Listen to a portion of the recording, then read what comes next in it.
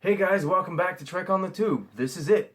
It begins my catch-up of Star Trek Discovery Season 2, or more precisely, my catch-up of the reviews of Star Trek Discovery Season 2. I have seen every episode already. I watched them all as they came out, as the season progressed, but for the sake of doing better reviews and finding, more Easter eggs, I am rewatching every episode just before I make a video. Today we're talking about Season 2, Episode 9, Project Daedalus, so what did I think? Well, overall, it's an alright episode. Quality-wise, entertainment-wise, it's on par with a lot of those Next Generation episodes, or Deep Space Nine episodes that you don't mind watching, but you wouldn't exactly miss if they had never existed in the first place. We're talking episodes that ultimately are part of what makes the shows what they are, but aren't defining or iconic. Of course, when talking about Discovery, things are a bit different, primarily because of the heavily serialized format. Because of this, it makes it harder to remove an episode entirely from a season, considering each episode always helps in advancing the overarching season story.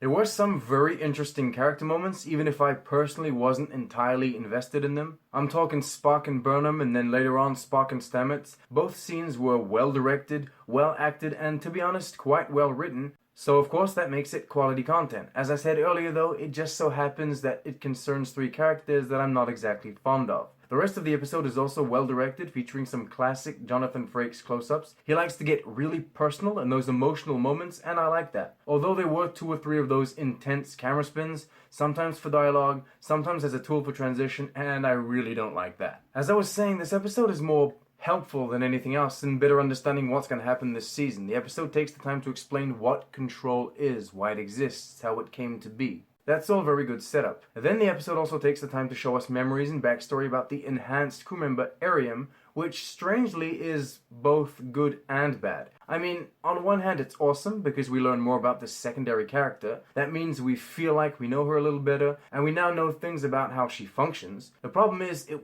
was so out of the blue that you can't help but think, why are they doing this? And the obvious answer came to mind immediately. They're gonna kill her. And then they do just that. Granted, it doesn't take away from the emotional aspect of her death, her sacrifice, but it takes away from the surprise. Discovery should really start giving us more character backstories for the secondary characters on the show. I understand that Burnham is main, and I have no problem with that, but seasons 1 and 2 should have really taken the time to not only show us character backstories, but also trivial everyday life interactions between them, in the mess hall, in their quarters, that kind of thing. It would have helped us become more attached to them all, and it would have helped keep this character death more of a surprise. Making these modern day serialized shows is all about thinking ahead, laying the groundwork for meaningful payoffs, even if they come seasons later, especially if they come seasons later. Anyway, the mine sequence was a bit long. I feel like it impacted the episode's pacing in a negative way. And it brought us the stupid line of dialogue, "Sensors say we're upside down. You're in space, there's no upside down." Putting that aside, I will say that the visual effects were great, and not just in this mine sequence, in the opening shot as well, when the Discovery is hiding near some sort of planet. Absolutely stunning. Set-wise, Section 31's headquarters were beautiful. Sure, it felt like a set, if you know what I mean. And honestly, that would have bugged me if it were a movie, but for a TV show, it's absolutely fine. And with the floating bodies and everything, it was awesome. I got some Next Generation vibes from that too, actually. I think it could be the ice on the walls.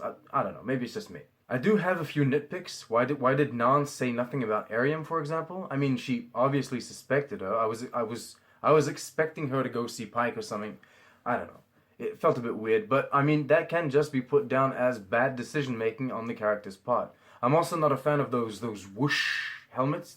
They annoy the hell out of me. And the Tilly humor on the show in general is really up and down. The whole "I'm not a fugitive" thing, that was not funny. Oh, and that Vulcan admiral was a Vulcan logic extremist? I mean, that's what Cornwell says. Yeah, I like the call back to season 1, but would Starfleet really accept her in their ranks if she was an actual Vulcan logic extremist? I understand the Federation respects and accommodates all beliefs to the best of its ability, but she's part of an extremist group that are responsible for devastating and brutal attacks. She's essentially a terrorist, or even if she's not one herself, she's part of an organization that is. I really don't think Starfleet should have terrorist admirals, but maybe that's just me. Actually, if you want to weigh in on this discussion, come drop by my Twitter. I create these little discussions regarding, newer episodes from Discovery or older episodes from other shows, and, everyone kind of joins in and has a bit of a chat. It's nice. Oh, and there's also the fight between Ariam and Burnham.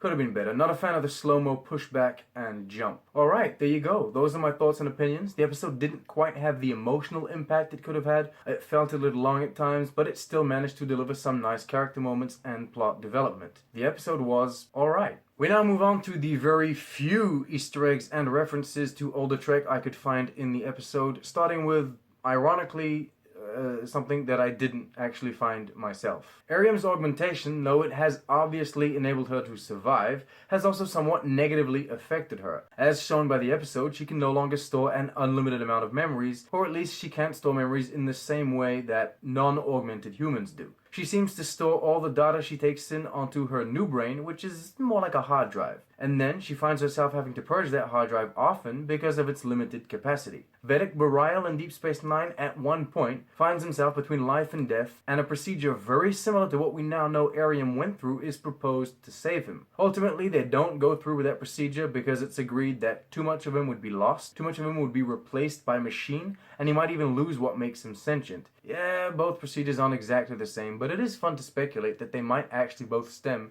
from the same research. Continuing with similarities, the cameras the landing party have in their helmets enable everyone on the bridge to see what's going on, and that resembles what the Next Generation did with Geordi at one point. And we finish with Caddiscot, a board game first seen on Voyager. Okay, that's it for me. Thank you so much for your patience. Thank you so much for watching. Remember to like, subscribe, share with your friends, and as always, live long and prosper.